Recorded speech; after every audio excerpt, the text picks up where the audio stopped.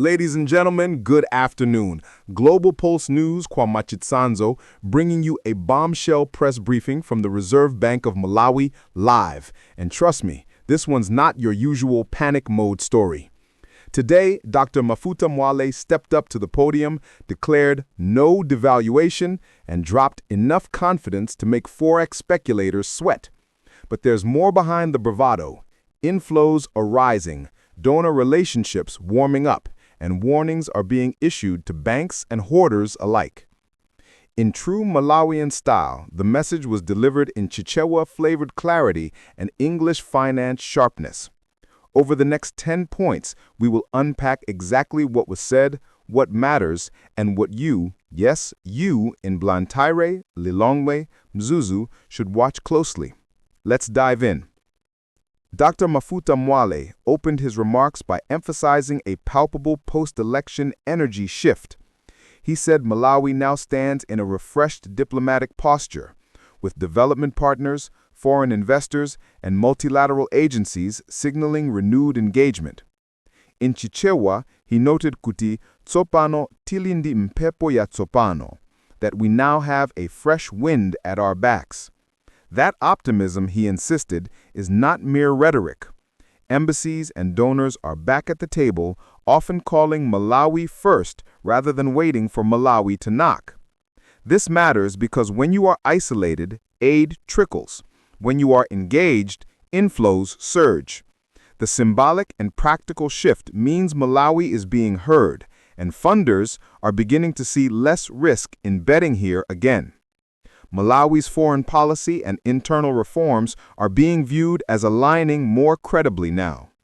And that renewed trust sets the foundation for stable forex, better credit lines, and fewer speculative runs. But saying diplomacy is back isn't enough. What about the actual dollars being poured in? Let's get into that next. The second fact is this. Foreign exchange inflows are rising, and Dr. Mwale stressed these inflows are no accident. He cited early deposits from development partners, remittances coming in with more consistency, and export receipts showing upward movement. In his remarks, he said, "We are seeing a positive trend that must not be undermined by panic." In Chichewa, he remarked, "Timaona ndalama zina zikubwera." We see some money coming in. These inflows give the Reserve Bank more breathing room to manage the kwacha, inject foreign reserves, and fund essential imports. For Malawians, that can mean less pressure on everyday goods, fewer black market distortions, and more stable pricing. The cautious optimism lies in whether these inflows are sustained. One big donor check is one thing, consistent quarterly flows are another. Mwale made clear the policy around these inflows will be prudent. They won't be frittered away on vanity projects. This is the raw fuel that could power the rest of his plan. All right, we have dollars flowing in, but who's managing those relationships? Enter fact number 3. Fact 3 is thematic. Dr. Mwale invoked what he calls the 4 F's: food, forex, fertilizer, and fuel, as the pillars on which Malawi's stability rests. He cautioned that when any one of those F's falters, the ripple is felt across the board. In Chichewa, he warned pamene F moji iyangananga, zonse ziganga. When one F collapses, everything falls. He emphasized that the central bank's policy must ensure adequate forex to import fuel and fertilizer and to stabilize food prices. If forex shortages arise, fuel prices spike, fertilizer becomes unaffordable, yields drop, and food scarcity follows. That vicious cycle is what he is trying to break. He repeatedly stated that the Reserve Bank views these 4 sectors as non-negotiable priorities. So any influx of foreign exchange, he explained, will first secure imports and reserves related to those essentials, not speculative adventures. This is how practical policy meets frontline needs. For Malawians, it means that the kwacha's fate is tied directly to what you put on your table. But Africa's relationships matter too, and Mwale is heading to some big global tables next. That's fact number 5.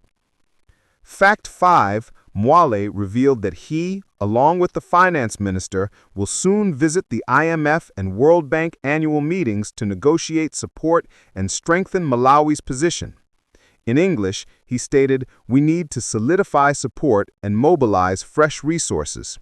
In Chichewa, he remarked, "Tiyenda ku IMF ndi World Bank." We are going to IMF and World Bank. This is more than a courtesy mission. It is a strategic move to secure fresh lines of funding, technical assistance, and even longer-term loans on favorable terms. It will also allow Malawi to present its reforms, budget plans, and macro policies directly before global financiers. If those meetings go well, the country could unlock caretaker financing, new forex lines, or debt restructuring options, all of which fill the Reserve Bank's war chest. This global gambit, if successful, will reinforce the narrative that Malawi is rejoining the global financial community with credibility, not desperation. And that matters for investor confidence everywhere. We've seen diplomatic overtures, money inflows, and global missions. Now let's talk about the one big anchor Mwale insisted on: no devaluation. Fact 6 is the boldest statement of all: no devaluation. Mwale didn't whisper, he declared it firmly. We see no compelling reason today to devalue the kwacha. In Chichewa, he said, "Palibe chifukwa chokolo landalama." There's no reason to devalue. Why? Because, he argued, the inflows, donor confidence, and internal measures are sufficient to sustain the currency's stability. It's a gamble. If inflows slow or external shocks strike, maintaining the rate becomes stressful. But he wants to signal certainty and calm until proven otherwise. For citizens, that means your kwacha shouldn't suddenly lose value overnight, he hopes. But for speculators eyeing easy profits, it's a direct challenge. Mwale wants them to think twice. He's betting that psychological stability, believing the bank will not cave in, is as powerful as economic fundamentals. And so far, he's delivering the message with both swagger and policy muscle. But he didn't stop there. He immediately turned his attention to banks that meddle in forex shenanigans. That's our fact number 7. Fact 7. Mwale issued a stern warning directly to commercial banks and financial institutions.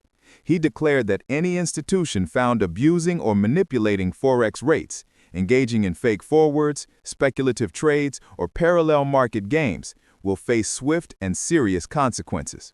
In English, he said, "We will not tolerate abuse in the FX market." And in Chichewa, "Aziwonekera bueno ngati akupanga zintu zo pusa." He intends to use his regulatory muscle to police the market.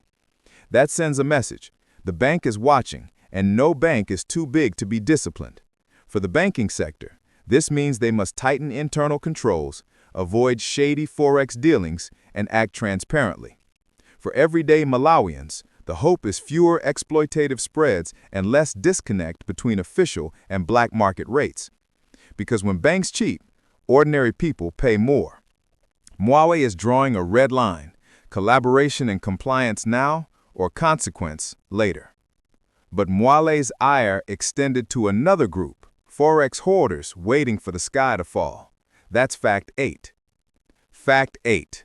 Mwale boldly addressed forex hoarders, those who stash dollars under mattresses, in secret accounts, or outside official channels. He said their waiting game speculation contributes to panic, distortions, and destabilization. In Chichewa, he said, "Si muyanera kubera ndalama likulu, muyanera kujigulitsa kubanki." He urged all dollar holders to bring those funds into the formal banks, sell them at official rates, and help stabilize the market. He outright declared that devaluation is not a magical reward for hoarders. It is a consequence for everyone if things collapse. Holding forex, hoping for a jump, that gamble could hurt the entire economy. The message is clear: convert, channel, and cooperate. Don't cling and hope. If hoarders comply, the central bank can better manage supply, demand, and rates. If they don't, they become part of the problem. Mwale's tone was stern, practical, and unapologetic. But decrying hoarders and policing banks isn't enough. The real power lies in what the country produces. That brings us to Fact 9. Fact 9. Mwale asserted that productivity, not loans or aid, is Malawi's true future forex engine. He framed the equation simply: produce more, export more, earn more forex, strengthen the kwacha. In Chichewa, he said, Kodi zintu zatu sizipanga ndalama, tienera kupanga zambiri. He insisted that the central bank's role is to support a productive economy through stable currency, predictable financing, and prudent policy. But the onus lies on manufacturers, farmers, agribusiness, and exporters to step up, to add value, find markets, and improve quality. Mwale argued that relying indefinitely on donor inflows is unsustainable. The only lasting model is internal growth. That means better supply chains, better incentives for export crops, industrialization, and value addition. If Malawi embraces productivity-led growth, forex inflows become earned, not gifted, and that trajectory disrupts old narratives about dependency. The future, he implied, belongs to doers, not beggars. And after laying down that challenge, Mwale closed with a powerful final exhortation. Let's wrap up with Fact 10. Fact 10. Mwale's closing remarks combined hope with a firm call for collective work, what he called national homework. He said the Reserve Bank would deliver, but the rest of Malawi must pull its weight. In English, he said, we cannot carry this nation alone. Citizens, businesses, farmers must cooperate. In Chichewa, he said, Ndife tonse, tienera kugwiran tito limoja. He reminded listeners that policy is necessary but not sufficient. Implementation, accountability, and societal discipline matter too. He urged Malawians to stop expecting miracles overnight, to invest in productivity, and to support stability. He said that every kwacha brought into the bank, every honest business, every farmer investing in yields, these small acts build the larger structure. His closing was equal parts realistic and aspirational. This won't be a smooth ride, but it is the route ahead if people commit. It's a challenge to citizens, not a consolation prize. The message? Hope without laziness, work without excuses. That's the full 10-point breakdown of Dr. Mafuta Mwale's bold Reserve Bank briefing, the good news that many of us were longing to hear, delivered with equal parts sass, seriousness, and strategy. If you want more incisive, high-energy analyses of African economic headlines, subscribe to Global Pulse News, smash that like, drop your thoughts and comments, especially if you're in Lilongwe or Mazuzu, and share this with anyone still wondering, is Malawi rising or sliding? We're here to decode the pulse.